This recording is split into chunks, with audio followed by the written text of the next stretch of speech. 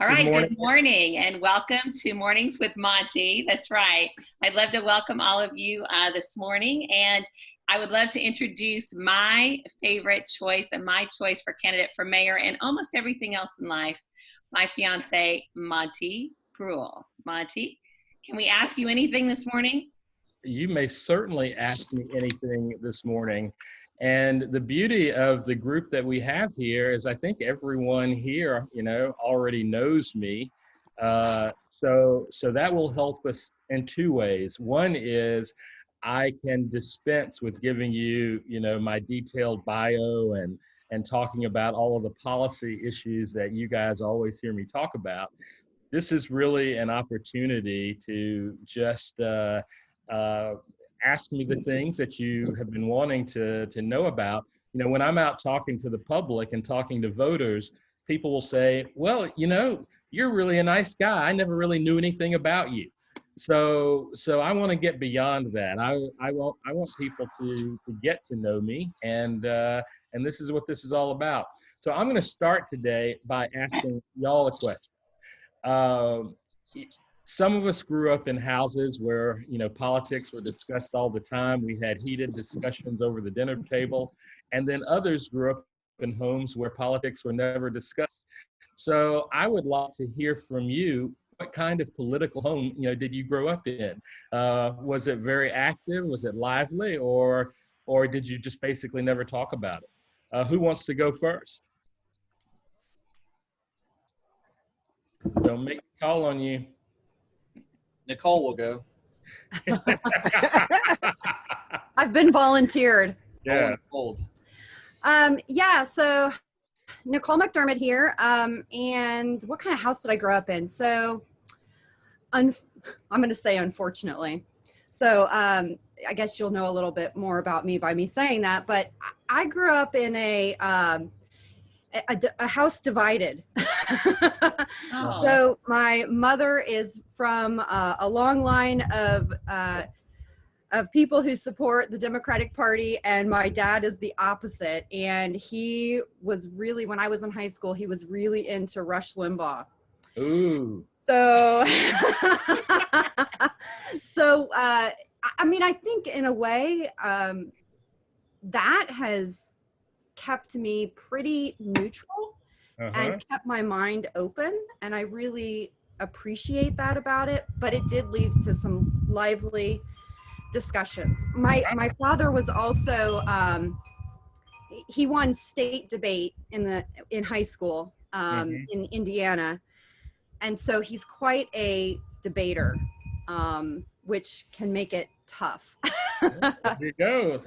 You get to polish your skills. That's right. I don't know if I ever did that, but. So Travis, how about you? Yeah, it was never discussed.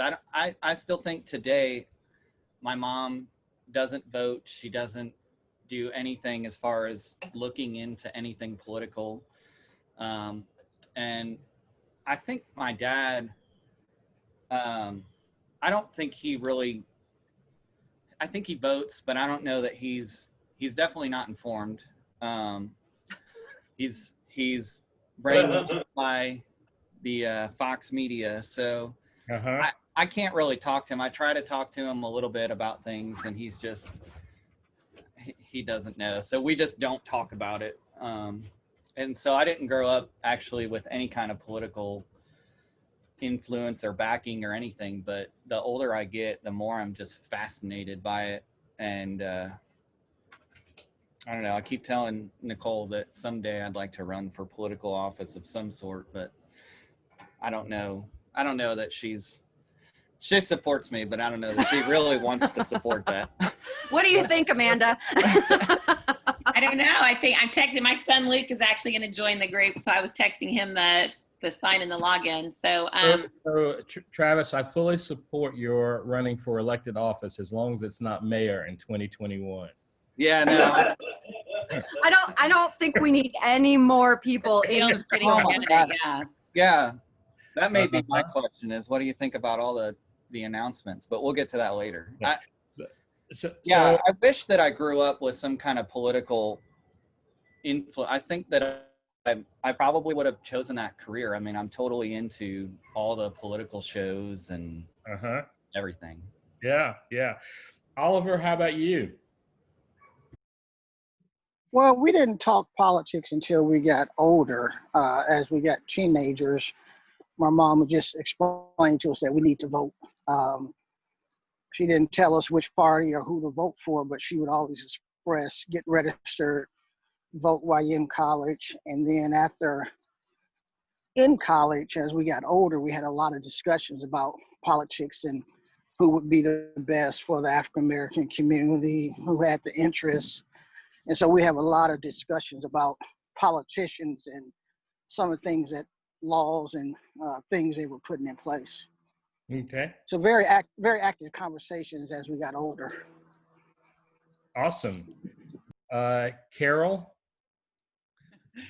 There wasn't a lot of talk about politics in my family, but as I came of age, I wasn't even aware, as a teenager, it was just not a thing in my family.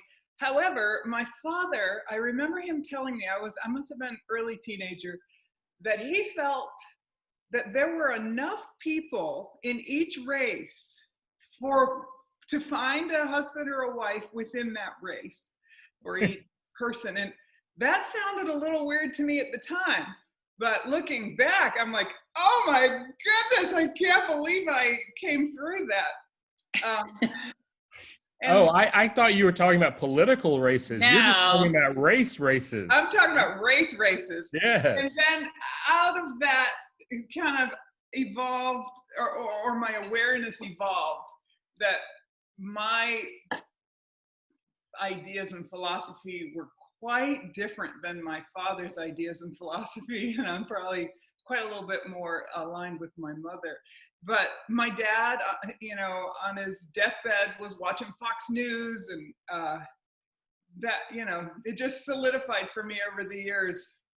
Wow, we do not see eye to eye on very much of this type of thing. Definitely had to come into that on my own. But I had some other good influences along the way. There you go. Carlos, how about you?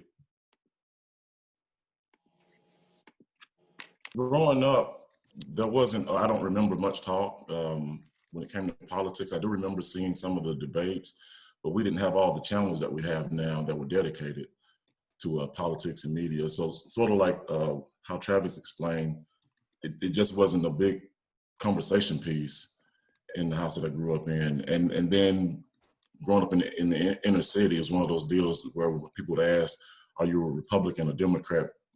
In our community, they would say, well, we can't afford to vote Republican. And it was just like an automatic, because in the inner city, that's the way you went, because that was the lesser of the two evils. Yeah. Recently raising my own kids or whatever, there are more outlets and emails and everything else. So you're more in tune with the different perspectives if you pay attention to which side that you may lean toward or whatever. And now I'm just telling my kids to pay attention and just vote with your conscience and what's right.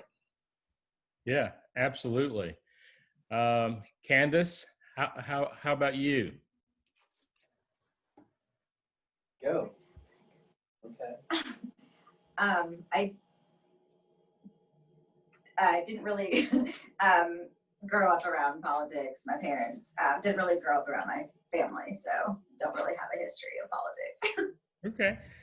Alex? Can you hear me okay? Yeah. All right. Yeah, I mean, it was a sharp contrast growing up through childhood. My family was very Republican, but in East Tennessee, but never talked about it because they always said if you're in business, you don't talk about politics because you want all your customers to like you or your clients. So that was that logic.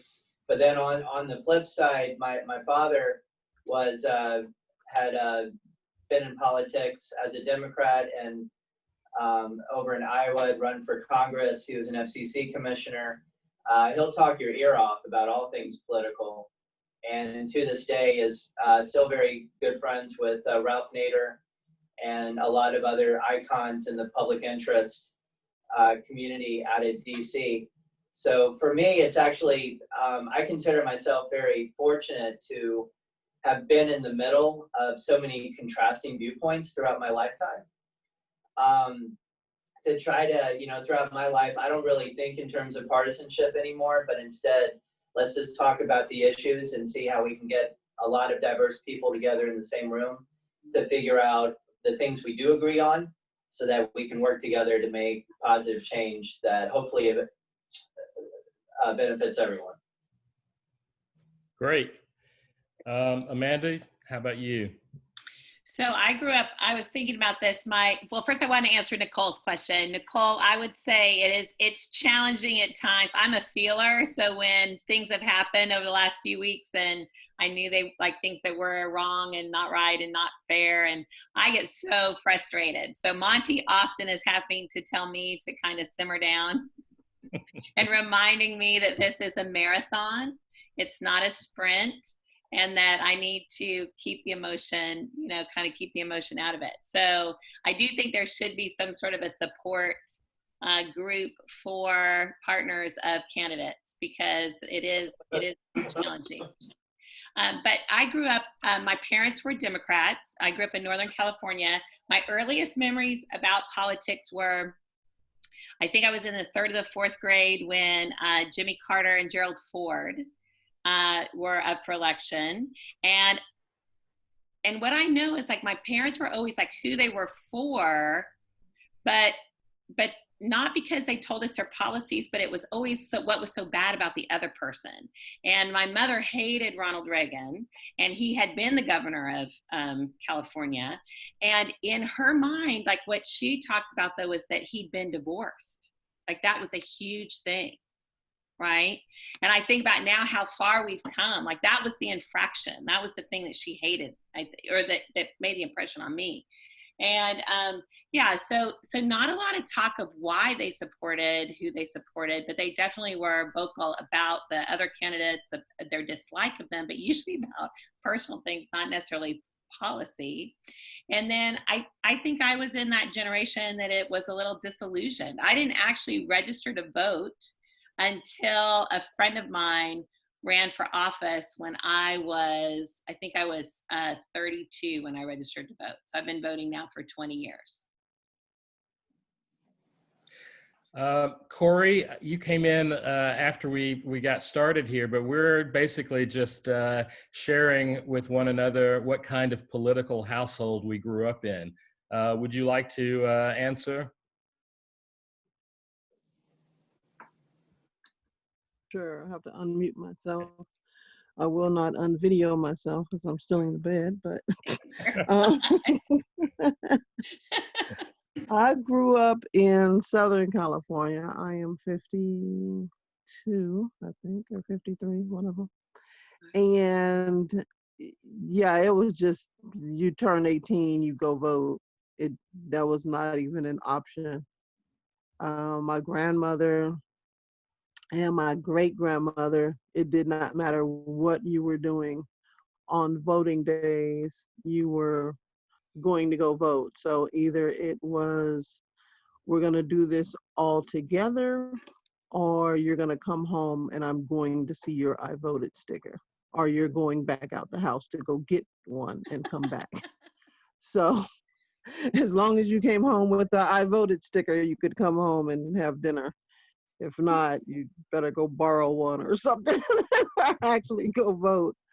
I don't remember, like the other person was saying, I don't remember her ever telling me who to vote for, or, saying, make sure you vote on this proposition or that one. It was just make sure that you read about what makes sense to you and go cast a vote one way or another. And I actually had the privilege of knowing my great grandmother up until the time she passed away when I was probably about 20 something. So that was just a wealth of knowledge of what she went through to vote, and um, just why she would not, I don't care how she was feeling, she would get up to go vote. And to me, that was just a big responsibility that she went through all this for her to be able to vote. There was no excuse for me just saying, oh, I didn't feel like going over there. Oh, I worked all day. I didn't feel like it. That was just not even acceptable. So, Right. Yeah. So until I was 8 or 9 years old, my mother and I lived with my grandparents, her parents, in Alton Park. And, like the typical Black household of the 60s, I think we had a picture of Martin Luther King and a picture of John F. Kennedy, hanging up prominently in the house. And what I remember is we always watched the evening news. Like that was a family kind of ritual. We watched the local news, we watched the national news, and we had dinner together every night. And we didn't so much talk about partisan politics as we did just talk about issues of the day and what was on the news and that kind of thing. But the most unusual thing is uh, I remember even later in life talking with my grandmother, and what she said to me was that she believed that most elected officials were doing the best that they could do, and that she prayed for them every day, and that she felt like they were in God's hands, and as were we. And so she always voted for the incumbent.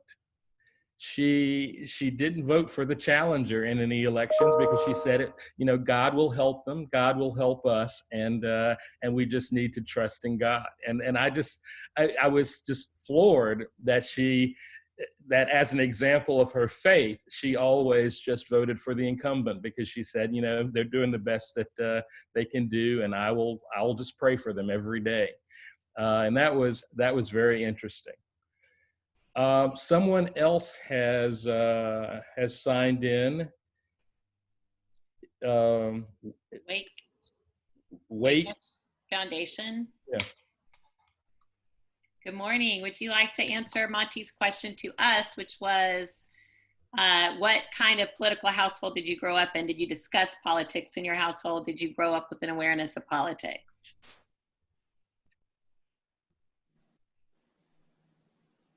okay, guess what? Sorry, that's still Corey. I had to change from my phone to my laptop. My phone was real choppy, so I just changed. Okay. You're all right. fine, Corey. Cool. So that was really interesting. I appreciate y'all sharing that. So now we get to the topic of this month's Mornings with Monty, and that is Ask Me Anything. I do know most of you, so these questions should be pretty interesting. So who has a question for me now?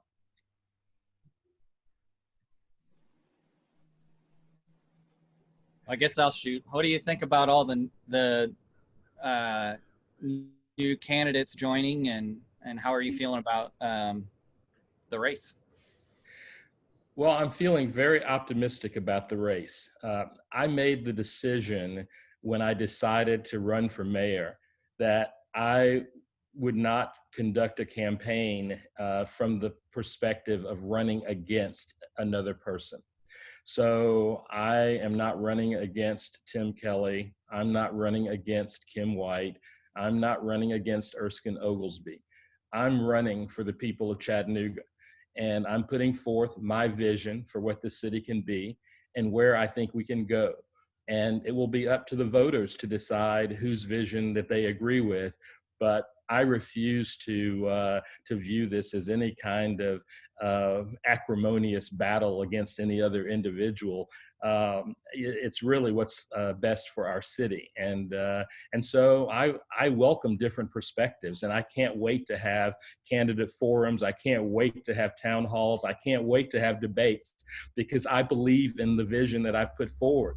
I think if you look at candidate websites, you'll see that my website is the only one that actually discusses policy and issues and dots I's and crosses T's, because I want to be transparent and I want people to fully understand, what I stand for. So, I really haven't been affected at all by anyone who's entered the race recently. Carol, Laree, you have a question? I do. I am just curious. I love hearing you talk. I love it when you talk about what is going to be good for Chattanooga. I mean, that is where my heart is, that what is good for all of the citizens in Chattanooga. My question for you is, could you give me an idea of a few things that you see as low-hanging fruit, that once you're in that office, you're going to be able to clip out some things that'll be easy, or maybe not easy, but quickly manifested, and first few things you're gonna do and get done, and we'll be able to notice the change there. I'm just curious what you see as that low-hanging fruit. Sure. I'll give you three things. Okay. You've heard me describe our form of government as being a strong mayor form of government. Right. And so it's the mayor of Chattanooga who develops the budget every year. Mm-hmm. And so that budget is an expression of the mayor's priorities. If you want to know what's important to the mayor, look at the budget, see where the mayor is spending money. So one of the first things I want to do is I want to bring participatory budgeting to the city of Chattanooga. Not the illusion of participatory budgeting, not the appearance of it. I want to go through a process with the citizens of Chattanooga where we set aside, I don't know how many millions of dollars, but we'll set aside a good pot of money for each city council district for the neighborhoods in those districts. And we will bring together regular citizens to talk with one another, to bargain with one another, to tell the city how they would like those funds spent. And I think that will be the most empowering thing. One of the biggest changes that I can bring to Chattanooga is to put more power in the hands of real people and let them talk about how we're going to spend those funds. I've already been in conversation with the Participatory Budgeting Project in New York. They're one of the leading entities that help cities go through this process. And they are excited to come to Chattanooga and help us begin a new future with participatory budgeting. The second example I will give you is that you've heard me say I want to make CARTA free to ride for all people all the time. That's something that we can do early on in the administration. And if you're a family, if you're a person who rides CARTA every day, you take one round trip and we make CARTA free to ride for you, that's putting just over $1,000 a year in your pocket. And that's real money. That's money that you can use to improve housing, provide better food for your family, or just spend with a small business in your neighborhood. It'll be a good thing when we are able to make CARTA free for all people. The third thing is that we've got about 3,000 city employees, and about 40% of those employees qualify for some degree of public assistance. So I want to partner with SEIU 205, the union that represents city workers, and join them in their fight for $15 an hour as a minimum wage for all city employees. we can't expect other businesses to pay their employees a livable wage if we as the city of Chattanooga will not pay our own workers a livable wage. So those are three things that I consider to be low-hanging fruit that I will immediately work to implement. I love it. That's exciting.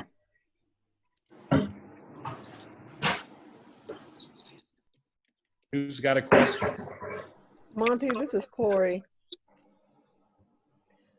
My question is, there are so many lots in this city that are owned by the Chattanooga city and the county, some kind of conjunction. I don't know how that particularly works. But what I do know is that there is also a lack of affordable housing. Now, one of my issues is developing tiny homes for people that, one, want to live in tiny homes, just want to downsize, and two, for it to be a means of affordable housing. What can the city do to help not only me personally, but for developers that would be interested in, purchasing the lots or acquiring the lots or something other than the once a year sale that they have that is very inefficient? Right. So, as you know, the issue of affordable housing and even homelessness, those are complex issues, and I appreciate your asking the question. I'm going to focus on just the part of it that you mentioned, Corey. So don't take what my answer is as being a comprehensive perspective on affordable housing and homelessness. First of all, the solution to homelessness is a home. Right. We need to increase our inventory of housing stock that's available to people. I think that one of the interesting things that's going on right now is that Caleb, are you familiar with Caleb? No, I am not. It's an organization, I believe that acronym stands for Citizens Aligned, or Chattanooga, it's Chattanoogans Aligned for Love, Equity, and Benevolence. And they just received a grant from a foundation to work with Chattanooga Neighborhood Enterprises here to create a land bank or a land trust. And the way a land trust works is you make housing more affordable because the land itself is owned by the trust. And so the people who are in the home, they're only paying for the home itself. The price of the real estate is extracted from that transaction. And I think that when you start looking at a land trust and you combine that with tiny homes in particular, because with a tiny home you can put more homes on an acre of land. Exactly. The increase in density makes the project more doable. So I would like to see what happens in this project between Caleb and CNE. I would like us to develop a land trust. And then I think tiny homes can be an important part to making the houses affordable, because then not only are you reducing the square footage of each housing unit, but you're taking the cost of the land out of the cost of the housing. So I believe that in combination, that would be a very good thing for Chattanooga to do.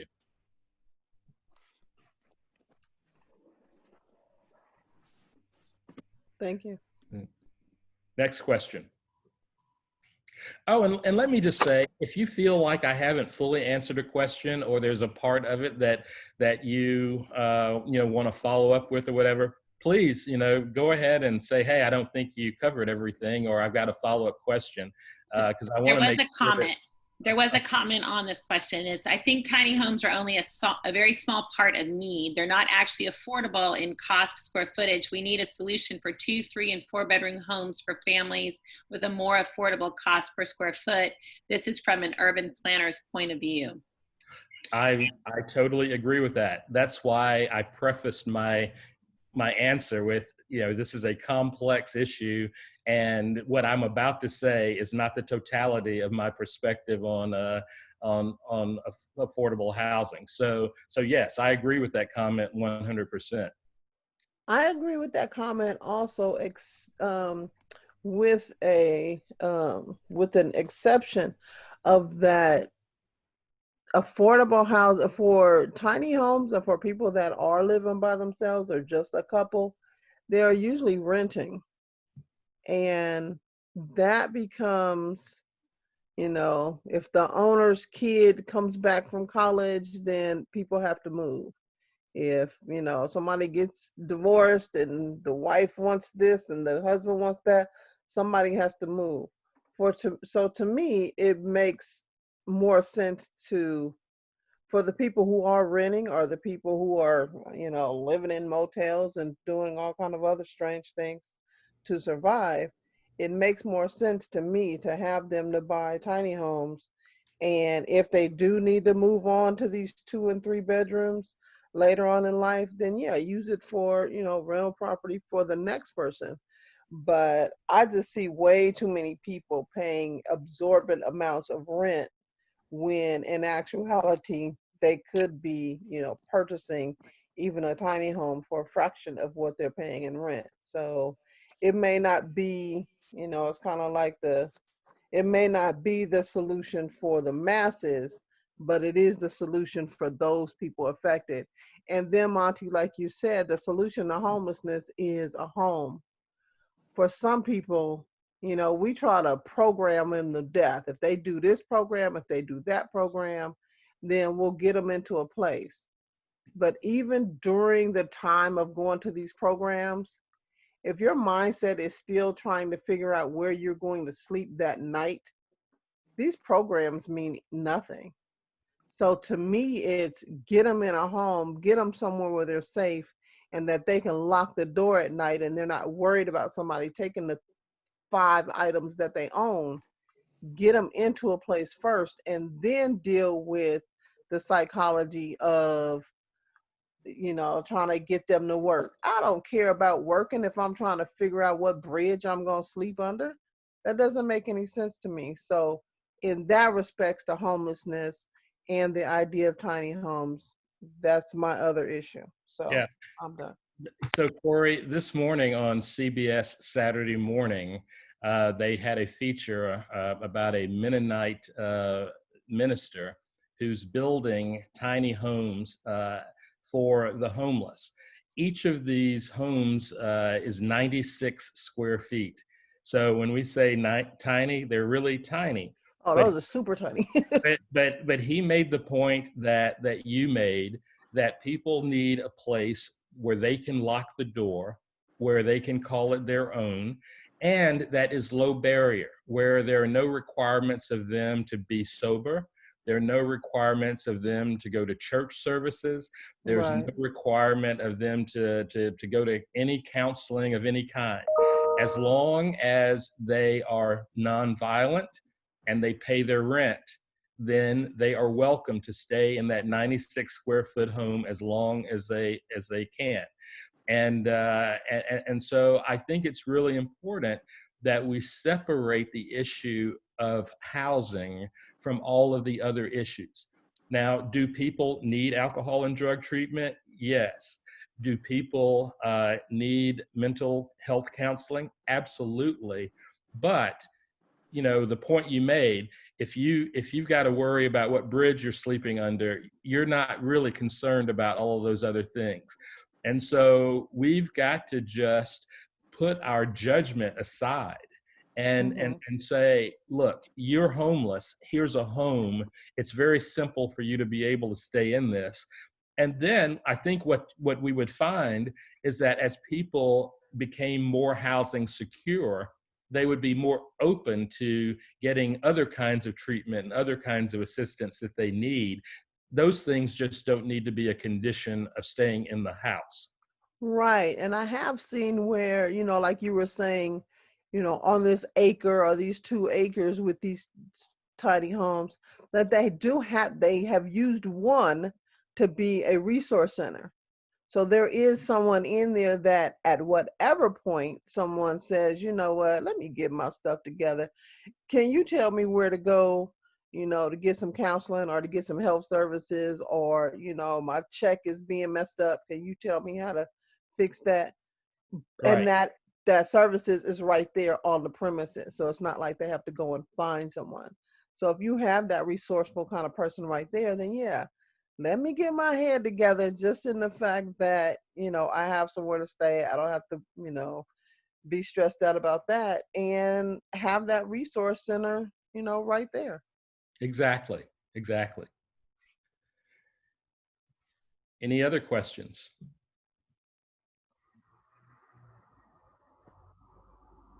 Now, Oliver, Monty, there must be I've something. got a quick question. Okay, Alex, go ahead.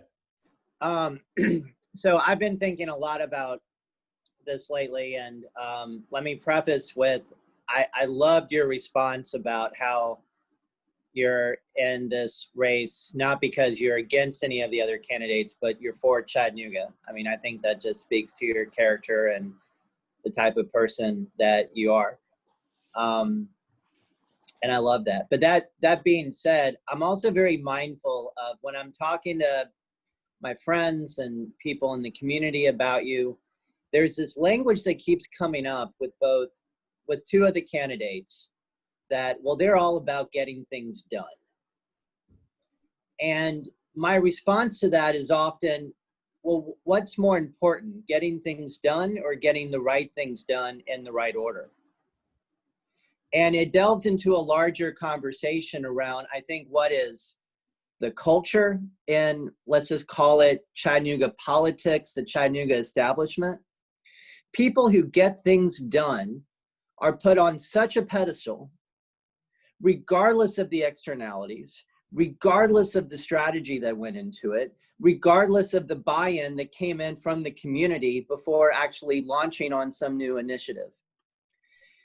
And what I tell people, and I'm hoping you can expand upon this, is what I really see you as being different from any of the other candidates running is, like you said on your website, you're actually listing the issues and you're going into depth. You have so much more depth and substance, as well as thoughtfulness, and more importantly, a process for how you go about thinking about the issues, not with like, hey, I've got the plan, but I've got the questions that will thoughtfully lead to a plan that benefits the most amount of Chattanoogans. And I'm hoping you could just expand upon that concept, because I think for all of us who are your, supporters, we want to be able to have the language to go out into the community to say, Monty is not only someone who also has a track record of getting things done throughout his career, but also the way he's approaching the social and community issues in our community is different from, let's just jump in head first and go do it.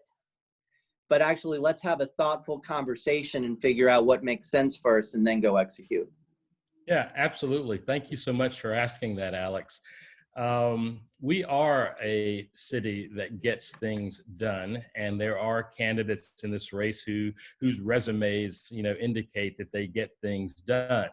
But what are we getting done? Our system is not broken. Our system works fine. We have a system that is designed to make the rich richer, the poor poorer, to keep Black and brown people and women in their places. The system is working fine. So these people who reportedly get things done, are they perpetuators of this system of oppression?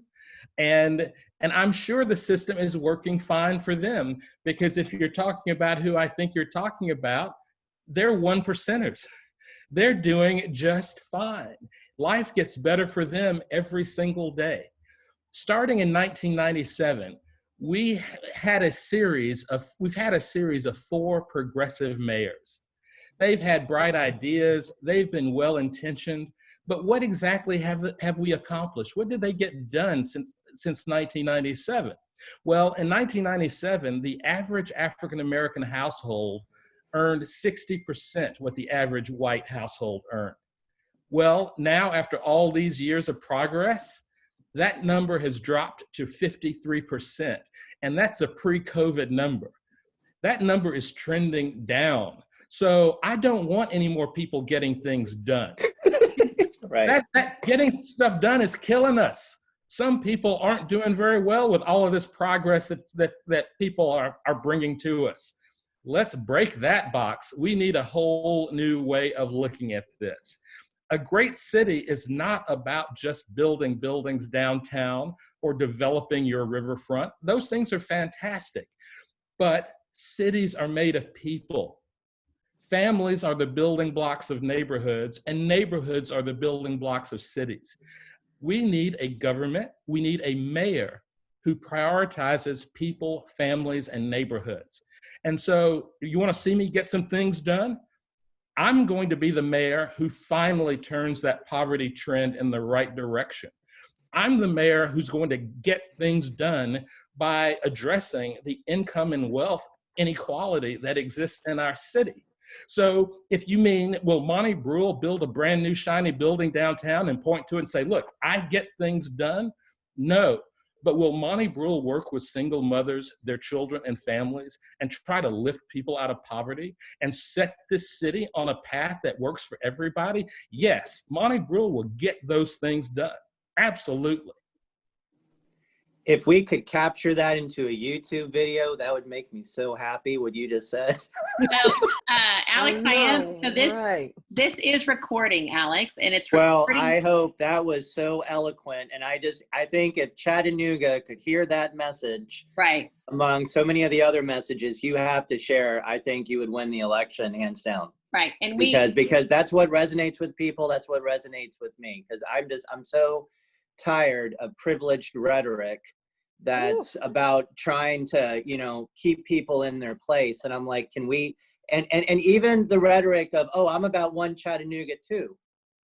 And I want to flip that on its head and be like, well, if you're from one Chattanooga, then point to that track record. What have you gotten done in that regard? Because none of us are seeing it. You're the only one in the race, Monty, that has a track record of that, examples of that type of unification that's going to end up being that rising tide that lifts all ships. Well, I appreciate that, Alex. And that's exactly the direction that we need to head in. Okay, somebody else asked a great Fired question. up, Alex. Well, good. That's what people need to see, because I don't want, people are so tired of calculated responses from politicians where you think they're an automaton and they're very, but you actually, because you care, you get passionate, and that's what resonates with people. And I'll tell you, I was sharing this with some of my friends. I said, whenever I've been involved in a local or even a statewide election, I'm pretty good at being able to predict who is the winner, contingent on using the right side of my brain as a part of the decision, not just looking at the data, but just feeling the energy in the room. And when I am around your supporters, I think you have got more core enthusiasm from people who are willing to go to bat for you, not because it's just you, but because of what you stand for. And that enthusiasm is contagious, and it's the real deal.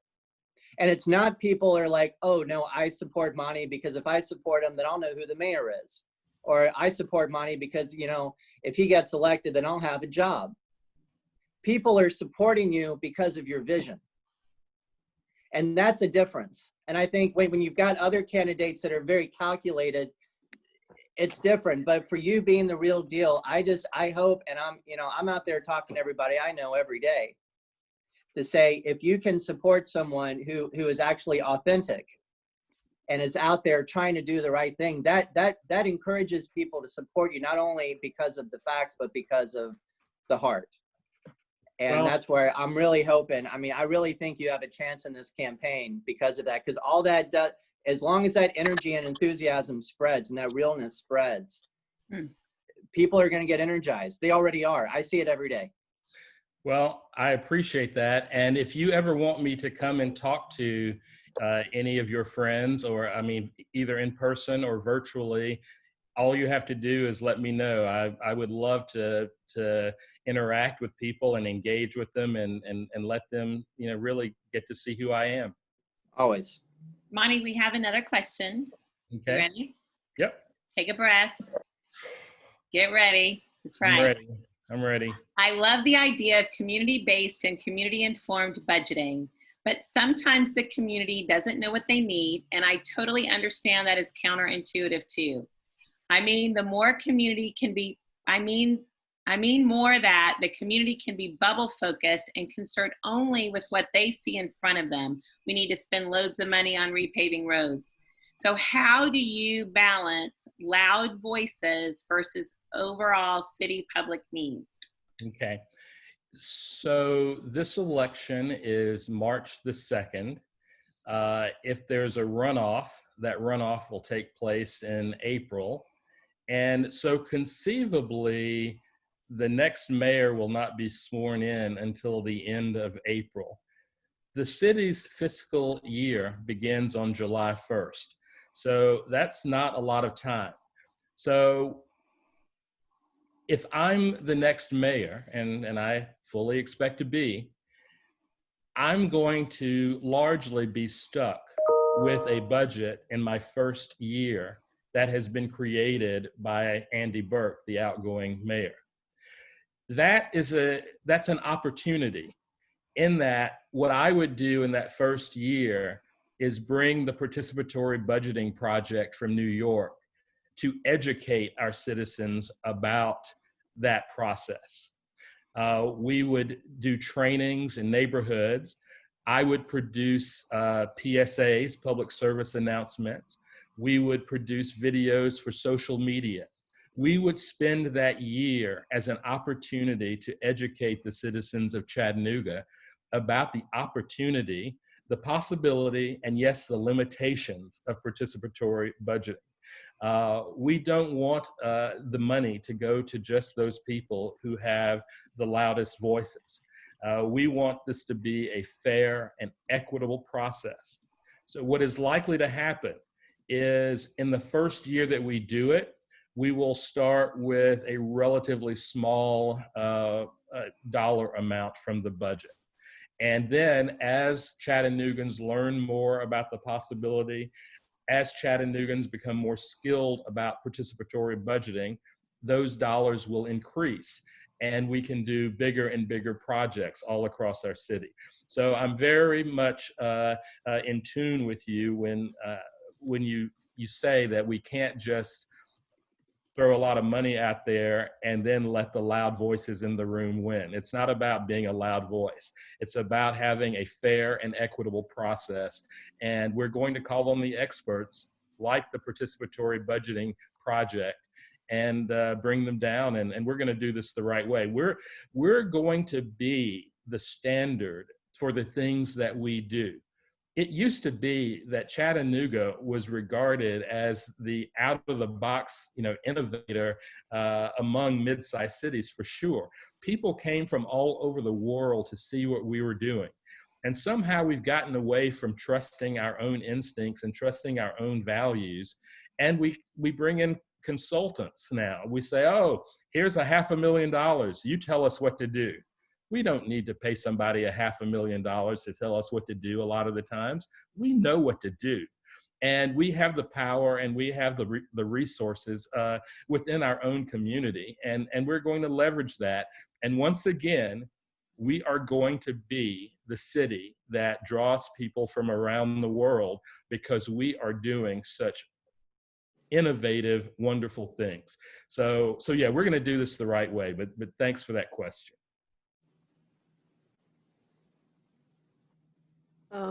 Monty, this is Corey again.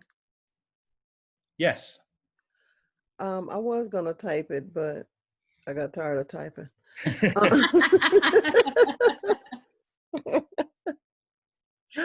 My question is this: do you have any kind of plan or thought process to increase the use of the 498,000 neighborhood associations in this city? because I think if they had some kind of communications budget or stipend for the officers, they really could be a powerful tool in relaying information for those people that don't get on the internet or, don't otherwise get information because, they're not on a computer. One case in point is that there is a program for elderly people to get help with home repairs, but the only way to find the application is on the City of Chattanooga website on that one tab, paragraph 3, section 2. It says this is available. Well, if I'm an elderly person not on the computer, that means nothing to me. But the neighborhood associations could be really powerful. Mm-hmm. So we have some neighborhood associations that are powerful, that do the things that we would want neighborhood associations to do, and then others don't have the resources, or the neighborhoods are really tiny, and it's really hard to be effective. So we've got to provide better training, absolutely. So I agree with you 100% there. The other thing that I want to do is I want to layer on top of the neighborhood associations. I want to create a mayor's citizen advisory council. I view this as being a 20-person body. Each city council person would appoint a representative to the mayor's advisory council. I would appoint from each city council district a representative. So that takes us to 18. And then I would appoint 2 at-large representatives to the mayor's advisory council. So one way to increase participation in the neighborhood associations is by creating this council. And for example, putting presidents of neighborhood associations on that council. So if you want a direct path to the mayor's office, if you want direct access to the mayor, it would be through your representative in your council district, and each council district would have at least 2. And I would meet, say, for half a day on Saturday, once a month with that advisory council. So it's not the kind of thing where we just come in and have an hour-long lunch meeting and it's a rah-rah session and then everybody goes home. No, this is going to be a working group of people who get to share their thoughts with me, who get to represent their neighborhoods. They can say, hey, Monty, you're doing a great job over here, and Monty, you're doing a crappy job on this. So I want to have real talk with those people. The other thing that I want to do is every month I want to take my staff and we're going to pick a different neighborhood, and we're going to have what I'm calling the mayor's day out. And we're going to spend a day a month knocking on doors in neighborhoods and really seeing how people are doing, asking them what we can do to make their lives better. I got this idea when I was out door knocking pre-COVID, and I saw the circumstances that some of our senior citizens are living in. And they're living in those circumstances because they're afraid. They don't have family here. They have, an absentee slumlord as their landlord, and they're afraid of being evicted. Well, government should stand up for the people. Government should make the lives of people better. And so I know that by not just sitting in City Hall and waiting for somebody to send us an email, but by going out every month and knocking doors and walking neighborhoods, that we're going to see the real deal. And we're going to be able to make things better. And I can just tell you this from Jump Street. If you are a slumlord, you better hope that Monty Brule is not the next mayor of Chattanooga, because I will take you out. And that is my intention. Well, I'm glad to hear that, because I agree with you. There are so many houses that, I'll be honest with you. There are some houses that I send postcards to or go, knock on the door to actually see if someone lives there. And when someone actually does live there, I'm like, wow, there's actual people in here. Like, I'm hoping nobody answers the door. And, you know, I get up there and I see that it's vacant and it's just been sitting there. But it breaks my heart to see people actually living there. And then when I do ask them, do they own the house or do they rent it? They say they rent it. And so there's, you know, I can't really do anything about offering to help, you know, fix stuff because it's not their house. And that's heartbreaking. Yeah, I that's exactly what I've seen, and that's why I'm so passionate about addressing those issues. Well, thank you very much. I got one other question. Have you found any locations for my outdoor skating rink? I'm I'm still on that surprised. money. I'm surprised it took you this long, Corey, to bring that up. I I thought just you were looked gonna, over and saw my skates. Yeah, I'm still on that. I I'm thought you were still on going to my lead skating with that. Wait a second. I'm very interested in this. Is this out? What ice do skating? you mean Well, skating? Corey, Travis is a man who can help you with this, so it's a good thing you're both on this call. Okay, good. Are you talking ice or? No, just some concrete roller skate outdoor skating rink. I am already working on it for you. Okay. I'll tell you, my biggest hurdle's the county, though. Exactly. But I will have a solution for you, I promise. Okay. Are you working with Adrian by any chance? With who? A young lady named Adrian No. with Moonlight Roller Rink? No, I think I've heard of Okay. them, but no, this is a city venture. Okay, that's fine. She just has she actually has a roller skating truck that she brings her trucks and rents skates at whatever venue, you know, whoever will have her. But I just want one so I can go skating. Yeah, one of my staff members is working with her on some late night skates over at the hockey area, but because of COVID, we're not allowing it, unfortunately. Right. Okay, well, that's fine. I just want some derail. rollers. Look, I don't care who does it. I don't care where they do it. I just want an outdoor roller rink. So She's ready to get her skate on. I can get my skate on. So Monty, Corey, I'm working on it. You hear this, right? All right, thank you. Okay. So somebody actually who couldn't come this morning has texted me a question. Are you ready? Okay. Okay. Given the various projects we can all agree that the city needs, do you view yourself as limited by the current city budget, or do you think we need to look into generating additional revenue? And if so, what would that look like? I'm going to make a distinction between spending money and investing money. One of the things that I find a little bit annoying is both the city and the county like to brag about their AAA bond ratings.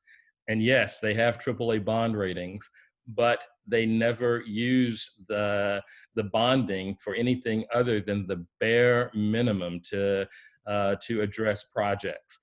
So one of the things that I will do is when investment makes sense, when we can do things, mostly capital projects, when we can do things that will advance the city, will help people, I'm going to be willing to go to city council and ask them to approve the use of our bonding capacity to provide resources beyond the budget to do those things. So I think that's very, very important. I also want to point out, and again, this is pre-COVID, but our city budget grows organically. When I say budget, I mean revenues to the city. Revenues to the city have been growing organically between 2% and 5% every year, just because the economy is doing well. So we've had funds to utilize without, thinking about raising taxes or doing anything like that. I think that there's a lot of undeveloped property that the city owns that needs to go from city ownership to private ownership so that we can have people paying into our tax coffers. And that's a source of revenue. I don't know if this number is correct or not, but someone told me the other day that the city owns 80,000 acres of real estate. And because the city owns it, no one is paying taxes on that. So we need to look at ways that we can help neighborhoods and help families through the development of some of these city-owned lands. And that means helping to create businesses where people live, not just another business up at Enterprise South that's practically to Ottawa and no one can get to if they don't have reliable transportation. So those are the things that I would do to, one, increase the budget, increase revenues to the city, but two, I am prepared to draw upon the bonding capacity of the city to do projects that are outside the normal constraints of the city budget. Awesome. Luke, welcome. How are you? I'm well. How are you this morning? I'm great, thank you. Yeah. No, it's been a good day so far. Good. Good. Oliver, do you have a question for me?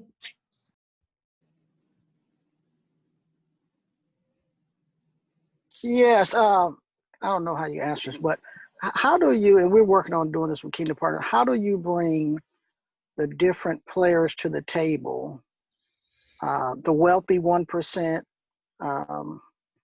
the most vulnerable, and the people in the middle to work together on different issues across the community? How do you, what's your plans for doing that piece and for us in the community? Okay. I think there are two basic answers to that question. You may recall that in the early 90s, I was the chairman of the board of Chattanooga Venture, which was a community goal-setting organization. And Chattanooga Venture gave us the redevelopment of the riverfront, the revitalization of downtown, the Tennessee Aquarium. And we created about 30 neighborhood associations during my tenure as venture chairman. So I'm very interested in bringing communities together and having everyone collaborate. The important issue is what are we talking about? So if we go back to the 1980s, the mid 1980s, when venture was created, one of the important issues was pollution, air pollution in particular.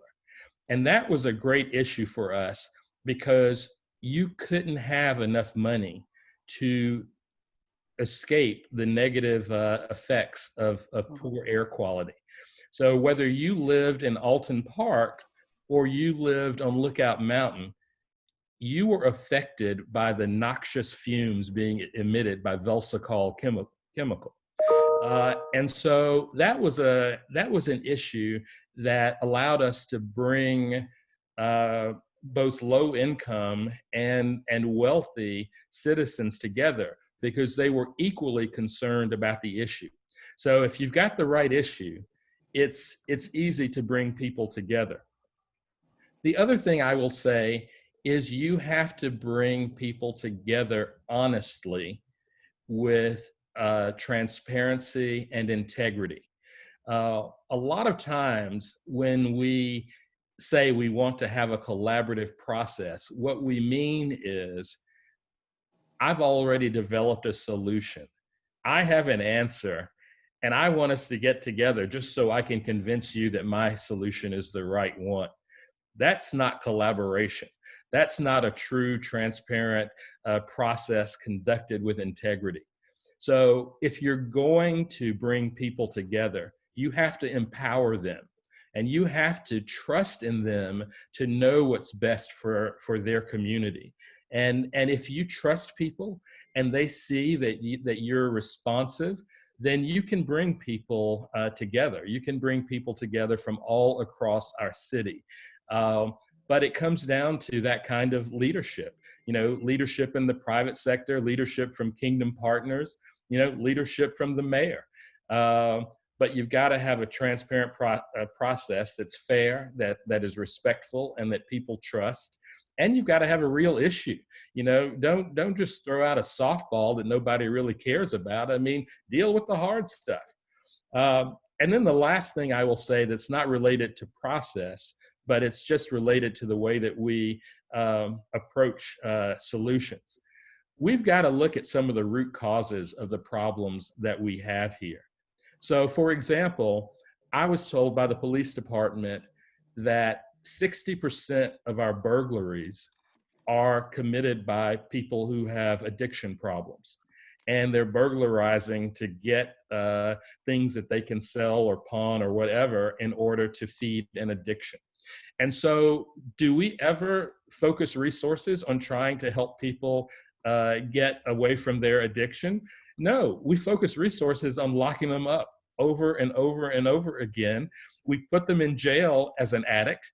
They get out as an addict.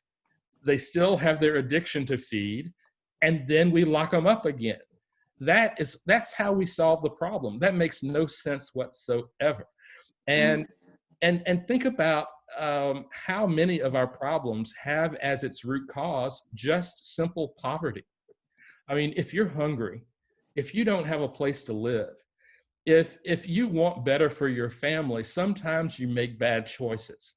And so we've got to get real about poverty. We've got to get real about the root causes of crime and other issues that we have here. And so we haven't had government that's been willing to consider a lot of those solutions. And I think that people don't want to come together to figure out what's the best way to lock people up.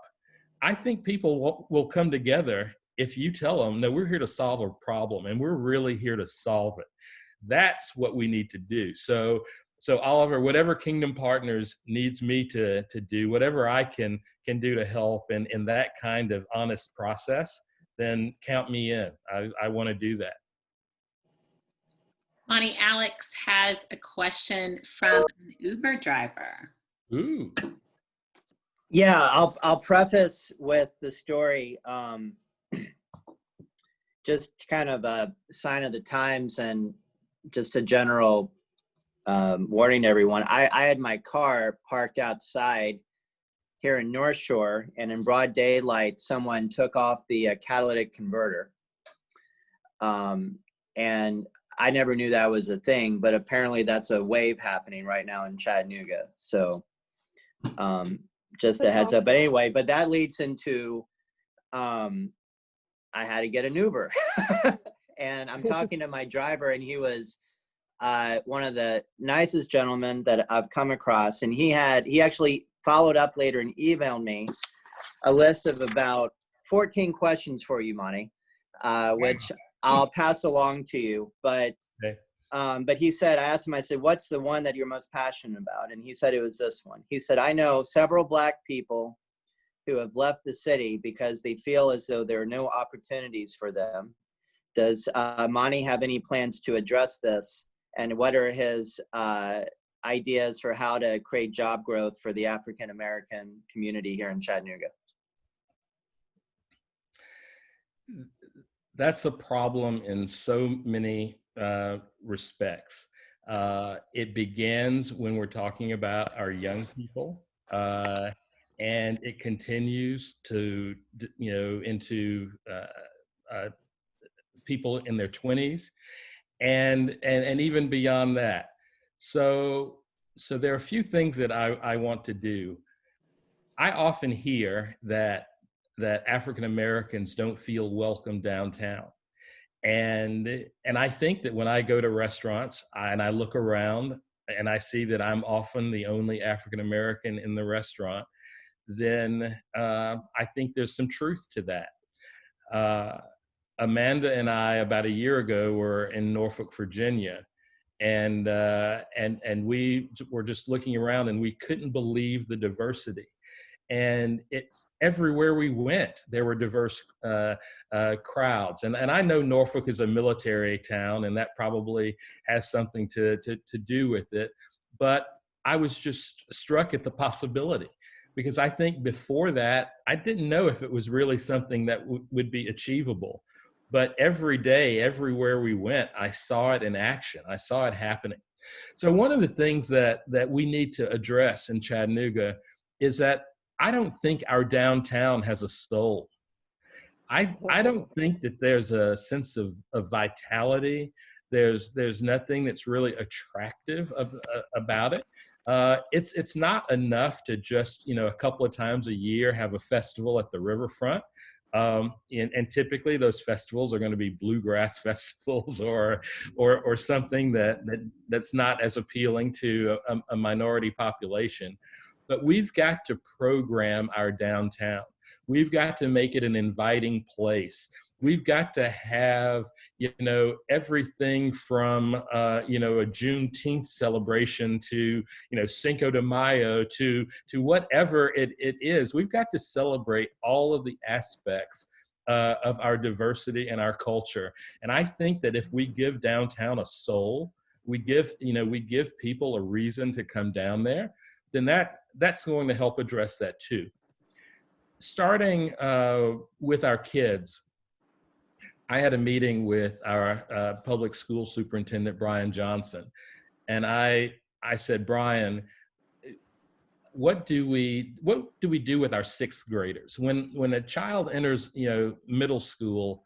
Is there a counselor who sits down with that child and not ask, what do you want to be when you grow up, but who do you want to be when you grow up? Where do you see yourself fitting into our city? And what are your hopes, dreams, and aspirations, if you will? And he kind of chuckled and he said, of course we don't do that. We don't have the money to do that. We don't have resources like that.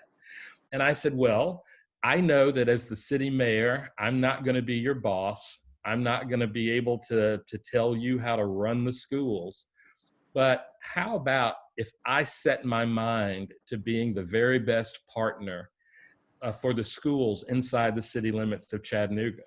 And maybe as the mayor, I can provide resources that would pay for counseling, that would pay for mental health professionals in the schools, that would help you to do a better job of creating opportunity. Because I think that if you sit down with every sixth grader and you map out a strategy for them and you show them where their place in our city will be, you show them that they belong here, I think that has a long-term positive effect that we can all benefit from.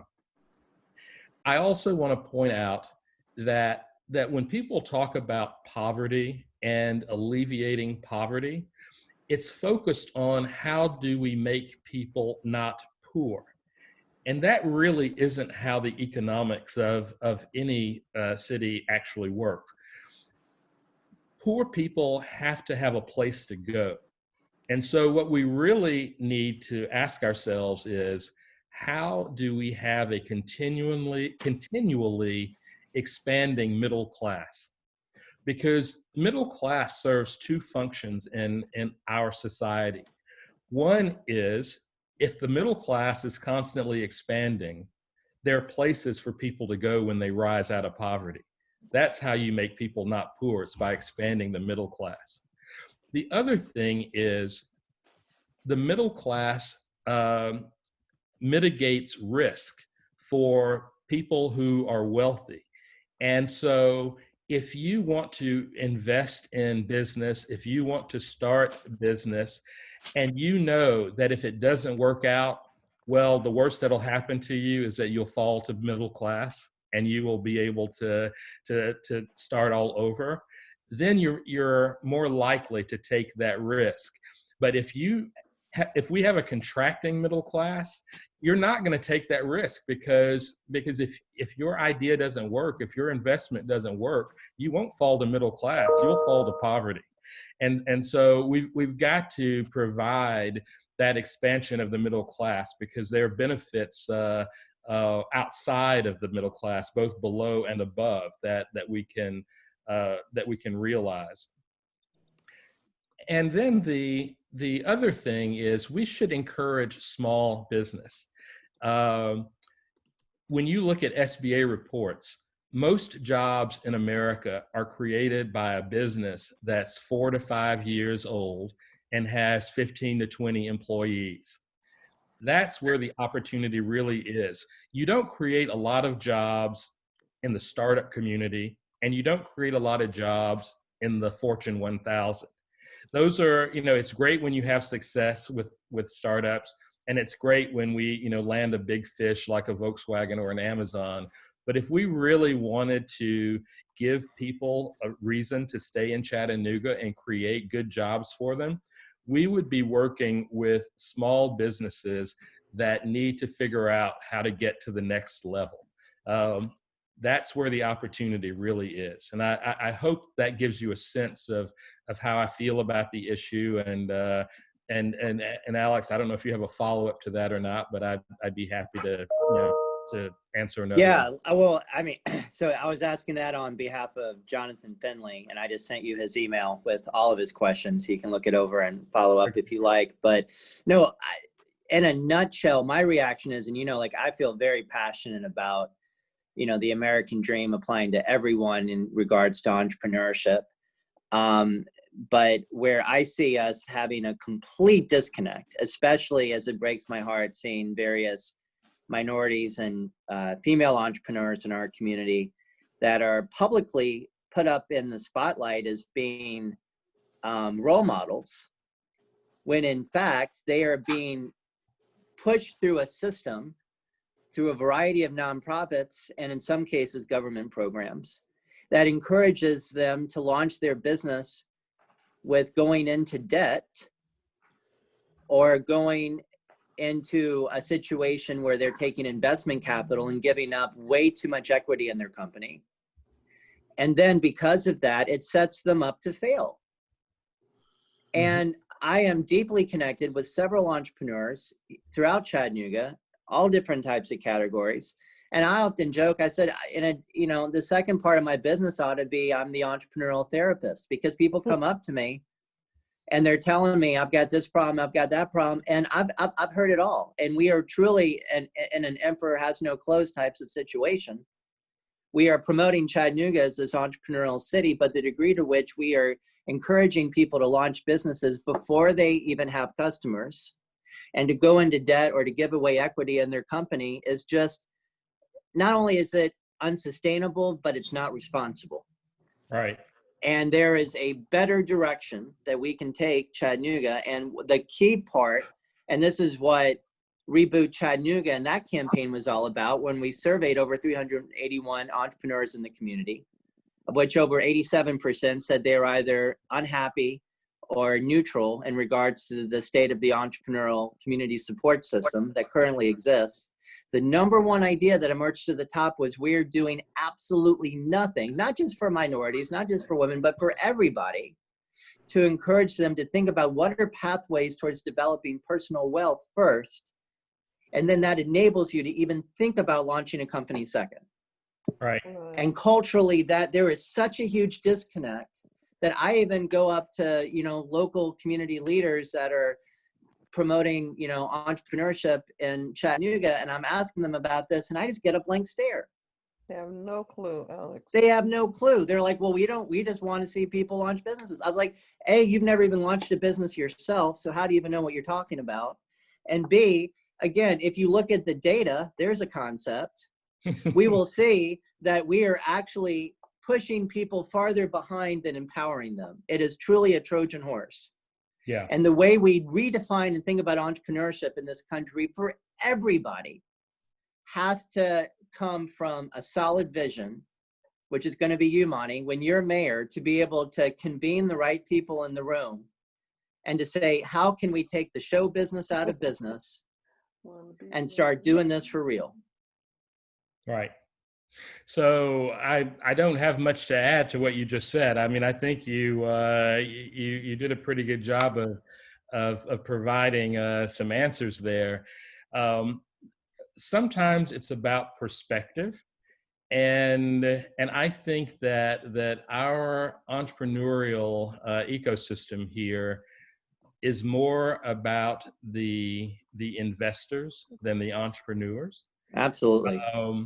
We have people in Chattanooga who, when they're out in Jackson, Wyoming, they want to be able to say, well, you know, I've invested in 12 companies this year. Now, you know, forget that those companies aren't getting the resources, and using the criteria that you just laid out, Alex, they probably really weren't investable in the first place. Shouldn't have been doing that. But then the other thing is, through things like Shark Tank or whatever it is, we have put forward the idea that debt and giving up equity is the way to long-term wealth, and it's not. Right. It absolutely is not. And you talk about the data. All you have to do is look at the returns that these investors get. They don't get great returns.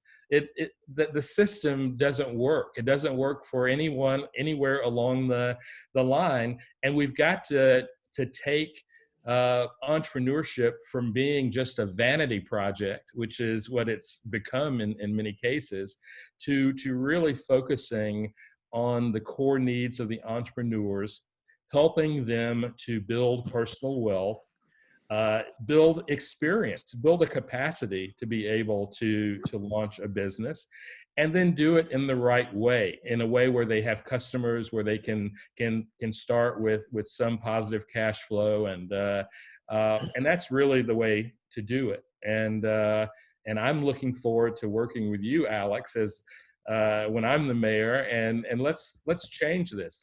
Let's figure out what's broken. And let's do it better. Let's do it the way it needs to be done. And just start to have a conversation about, in the spirit of you get what you measure. We really need, I hope we can continue to think throughout Chattanooga, what should be the new economic metrics for the 21st century? To say that job growth is a metric bothers me, because what kind of jobs are those? Are those jobs that people enjoy? Are they jobs that people don't enjoy? Are those jobs that allow people to save money? Or are they going further into debt just to hold those jobs? There's a lot about the language and the metrics that we're using that is perpetuating the dysfunction that we have in our local economy. And I know you get that with your background. So fantastic conversation. I think we have another question that's waiting. Corey has a question.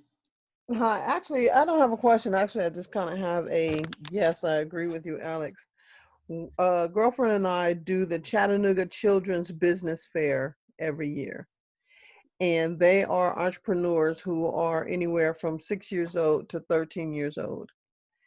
And in the signing up of it, they sign up to come to, they come to sign up to get information on how to launch their business, or if they already have a business, just kind of tell us what it is that they're doing. And one of the things, like you were talking about, is that we do not encourage them to get business loans from their parents. That would be the easiest way to go, but we tell them, okay, after we, because they do have to go through everything to see how much it's going to cost for them to get started.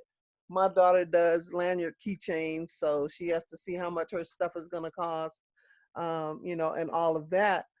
But even from their standpoint, they understand, okay, I need $300. What can I do to go make $300 so that I can do this business, so that I can make, $1,000? So if 6-year-olds to 13-year-olds can understand that concept, and we keep that in their mindset as far as this is how you do business, then Lord, surely we can teach grown people, don't go into debt, to, do what you need to do to, you know, to have the money first, because then if you do fail, okay, you're right back where you started. Okay, that's fine. Instead of being now in the basement, under the basement, trying to get to the basement, and it just doesn't make sense. So I would just like to say, yes, I know for a fact if I can teach 6 to 13-year-olds that, we certainly can teach grown people that. Yeah. No, I'll just, if I could just add one more thought too, and this is where I think, Monty, you're a visionary for identifying CARTA as one of your campaign issues, because one of the things that I find, like, for instance, talking to people that are attending Chat State, it is, you know, transportation is an issue. And when you are, you know, not even working paycheck to paycheck, but going into debt, not to pay tuition. I mean, you know, to credit of our previous Governor Haslam, I think it's a fantastic move to say that, you know, Chat State should be free for students to get real skill sets that allow them to go get jobs, that allow them to increase their income. But even that's not enough. There's still costs. There's transportation costs. There's food costs. There's living costs. There's still other issues to address. So if we're really going to allow people, you know, in some cases, the best first step is to get a job that pays more and to make sure you've got the skill set to do that. We as a community have not only a responsibility, but it's also just a smart investment to figure out how can we make that as friction-free possible to get people from where they are physically in transportation to the campus, to get the education, to get the skill set, in addition to how can we do everything we can to lower their living expenses along the way so that they're able to get that education. And then once you have an extra money saved up, you're able to go be creative and do more things. But that is a very strong pathway towards economic stability that we need to do everything we can to make accessible as possible. Exactly. And Carlos, I want to acknowledge, I did read what you posted in the chat about that revolving circle for people who also have, you know, other issues like mental health issues. And I totally agree with you there. And I appreciate your pointing that out. So Luke has a question. So, and it's, are you open to more ambitious policy solutions like a community investment bank or Citibank's microfinancing that may work to shift some of the capital back into the hands of locals who might not have resources or connections to tap into the existing startup-oriented investment culture? The short answer to that question is yes. I am open to those kinds of things. But as Alex has just pointed out, I don't know that helping people to just run out and start a business is the way to do that. But I am for government having resources that are invested in the community, invested in minority and women-owned businesses. Some of those can be startups, but I think that we've got to have education as part of that. We've got to tap into some of the programs like Launch Chattanooga that's focused not on, you know, quitting your job and starting your own business. It's about increasing your household's income. And so that means that you start with a side hustle, that you don't quit your job. You start your side hustle and you see how it's going to work out. And then as you produce more revenue and income, then you can transition away from your job and turn your side hustle into a business. But I think that's a better way of going about that process. And so I do want to be supportive of that. I do want the government to invest in those kinds of things, but I don't want to encourage everyone to go out and start their business, because that may not be the right course of action and it may not be the right thing for them.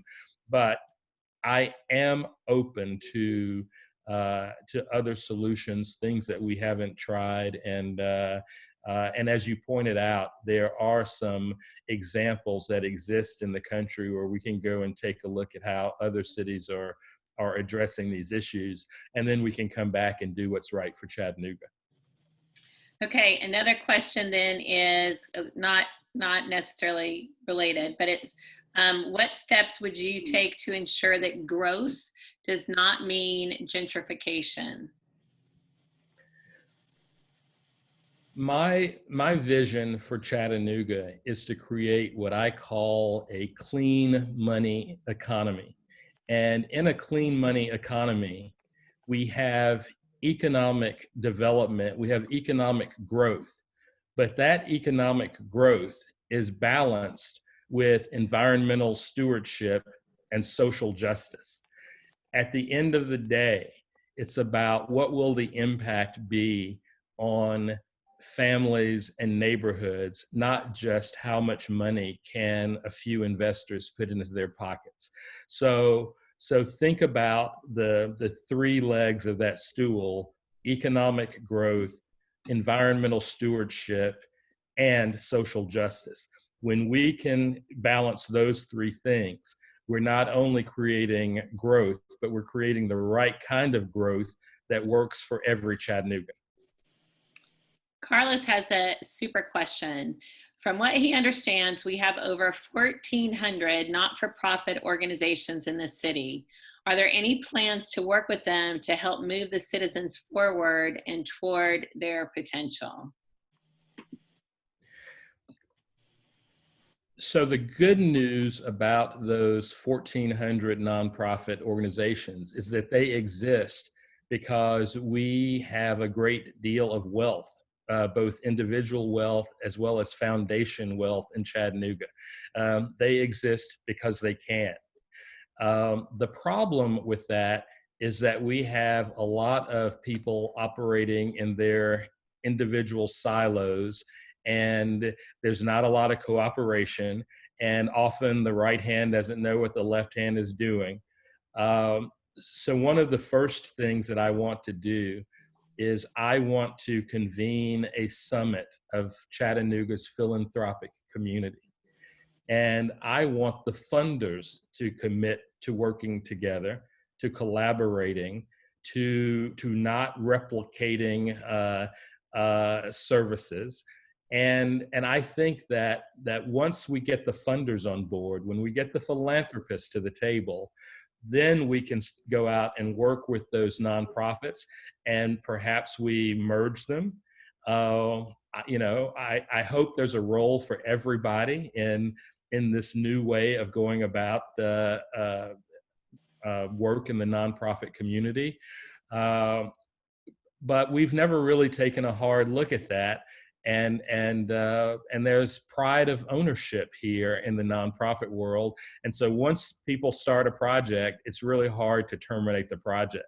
And we have funders who keep funding, their pet projects, and we're going to have to get to a life beyond that. Awesome questions today, Monty. Is there any question you were expecting to get or hoping to get that people haven't asked? Wow. I don't know. I mean, I have loved these questions, and they've been great. Not that I want to really discuss my personal, life and my history necessarily, but I was thinking that we might get a few more questions, trying to figure out more about where I came from, what my background is, and who I am. I do have a question that rolls back to early on. Okay. I appreciate your perspective and your thoughts on running for yourself and for the citizens and not against the other opponents. But as we know, unfortunately, when it comes to politics, there's a lot of mudslinging, and people like to dig deep into the dirt on their opponents. Have you shored up, or are you prepared, or what's your thoughts on responses, or are you going to look over it, or are you going to take the high road? Because you're running for the citizens doesn't mean that everyone else is. And what does that look like? Because you know it's coming. Oh, yeah. Yeah. I have done zero opposition research on my opponents. Um, you know, I would be lying if I said that no one has contacted me and said, "Hey, did you know about this person? Do you know what they did?" Or, yeah, I mean, people share things with me, but I have not initiated any opposition research whatsoever. I am 58 years old. I'm a grown ass man, and I have lived a life, and I will be unapologetic for that life that I have lived. And if there are things that people think they know about me, things that they would like the world to know about me, please share it with the world, because I'm a person. I'm a human being. I am not running as someone who's never done anything wrong. I'm running as just a regular guy who wants what's best for my city. And I will, I'll be held accountable. I will stand up and explain yet or say, yes, I did this. No, I didn't do it. And this is why I did it. One of the reasons that I think that I'm well suited to be the next mayor is because there have been times in my life when I've been poor. I've had my electricity shut off. I have gone to the grocery store and only bought ramen noodles because that's all I could afford. So if someone wants to say, well, Monty, that business failed, or you were living in this circumstance, or what have you, well, then bring it, because that makes me real. That's who I am, and that's why I want to represent all of the people. Monty said he a grown ass man. Oh, I am so not even on mute. Oh, Lord. So, Monty, was there? I think you have your new campaign slogan, Monty. Right. like that's all you need. Monty, grown ass man. Right. End of campaign. Okay. Monty, was there a specific moment in your life that, or was there a moment in your life that was a specific motivator to say, I want to spend this chapter of my life helping people? I don't know if there's a specific moment, but I'll just share a few things with you. One is, I think that I have lived a life that, in many respects, is a life of privilege. I have been the beneficiary of a lot of good things. I was blessed with a wonderful mother, great grandparents, people who poured everything that they had into me. And yeah, I'm just super appreciative of that. And so for most of my life, I have been asking myself, why me? Why did I get to go to Baylor? Why did I get to go to Harvard? Why do I have this great life that I have? And it was really about 2 years ago when I was approached within a span of 2 weeks by 4 different people who said, Monty, have you thought about being mayor? I think that that might be a good thing for you to do. And I said, this can't just be a coincidence, these 4 people coming up to me in such a short span. And so I started thinking about it. And so I believe that this is my answer. This is the answer to the question I've been asking myself my whole life. I want to take everything that I've been given, every advantage, every opportunity, and I now want to pour it into making my city better. And not just better for me, not just better for the people who are my friends, or even the people on this call, but better for everybody. And I think back to my early childhood, and I've had to relive stories that I really hadn't thought about in a long time. But, we were talking about, what kind of political house we, grew up in. Well, later in his life, my mother's dad, he did learn to read and to write. But I come from a family where when my mother went to school as a little girl and she learned to sign her name, she came home and she taught her father, my grandfather, how to sign his name so that he wouldn't have to just make an X on the back of his paycheck. My grandfather always voted, but he had to take my mother as a little girl with him to vote because he couldn't read the ballot. And so my mother would read the ballot to him and help him mark that ballot. So my whole life has been that moment. Everything about my family. I mean, my mother is a ninth grader participating in the lunch counter sit-ins at Woolworths downtown and having the courage to go in and order a hamburger, not knowing what would happen to her, whether she'd get arrested that day or worse. So yeah, that's the life experience that I come from. That's what I bring to this race as mayor. And that's what I want to bring to City Hall. And that's what I want to bring to our government. I want to be the mayor who stands up for everybody because we still have plenty of people who can only mark an X for their name. And this city has to work for them too. You don't get kicked out of town. You don't get relegated to the woods sleeping in a tent because you can't write or because you can't read. We have a spot for you. There's a spot for you in the future of Chattanooga. And that's why I want to be the next mayor.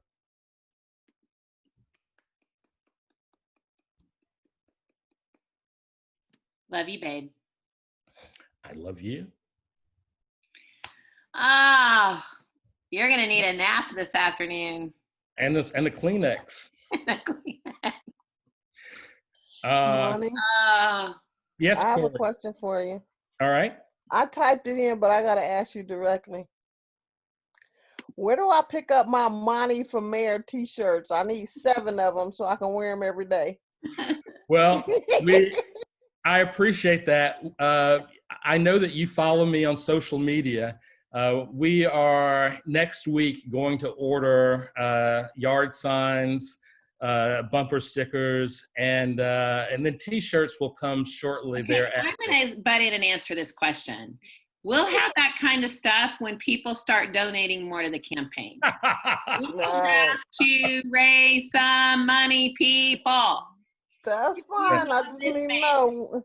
Well, if you love this man and you want to see him serve our city, we have to donate and we have to tell our friends to donate.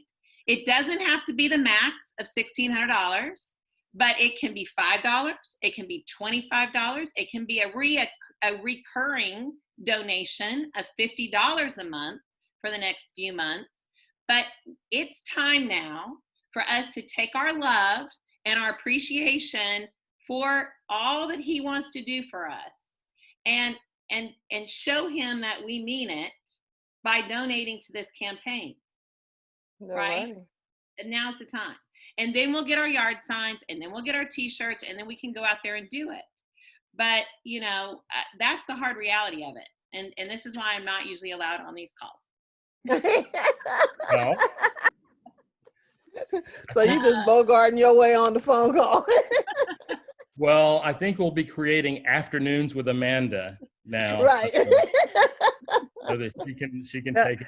That's where you get the real deal from Amanda in the afternoon. But it's the time is coming, and I know that you've added two more people to the actual staff. One is a communications director, and then one will be helping with I forget what the gentleman is going to be doing, but anyway, so we're going to start to get those messages out.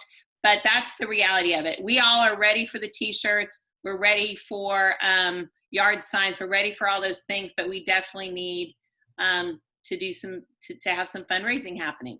Yeah, absolutely. But I will be placing orders next week for yard signs and bumper stickers, and then T-shirts will come after that.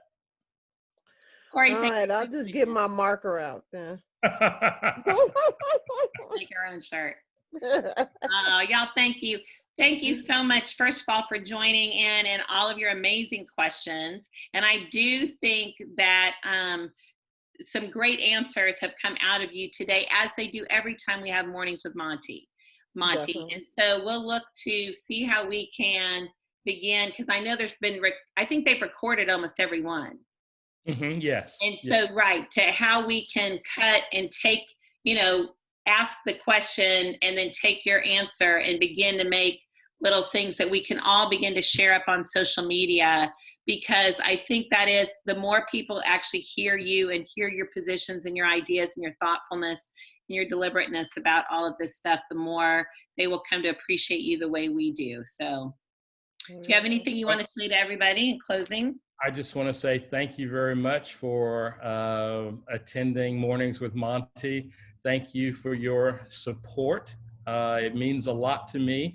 As you know, in politics and in campaigning, there are good days and there are bad days. And it is people like you who sustain me on the bad days. And I enjoy being able to celebrate the good days with you. So let's keep on keeping on, and let's get this thing done. I know we can do it. I absolutely know that we can do it.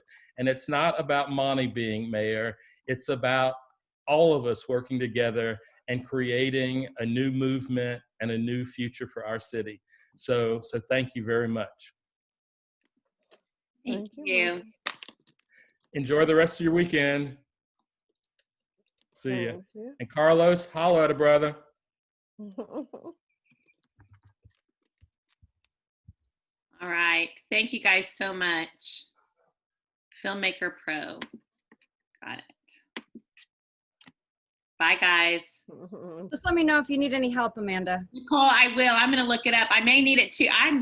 I've got my own little business. I'm in the middle of relaunching a business, and I'm right in the middle now of having to figure out how to edit videos. So that this may be providential, this whole. So Filmmaker Pro, I'll look it up this afternoon. Okay. Thank you. All right. See you guys. Thanks. And Carol, I think I'm going to see you later this evening, maybe. Monty said something about maybe cocktails with you and Brianna tonight. Oh, did I must have missed it if he mentioned it. Well, maybe he was planning on mentioning it later. I don't know. He has suggested to me that anyway. Okay. I'm going to go now. I didn't anticipate doing this today, but I didn't find out till last minute that Talitha couldn't do it. And so I amended my plans to do it, but now I got to get my hustle on. I gotcha. Good to see you. And you did a great job. I thought your energy and it was a new angle. And so it worked really well. Well, he's an awesome guy. We just got to get him out in front of more people. Yeah. So, all right. I'll talk to you soon. Talk to you later. Bye.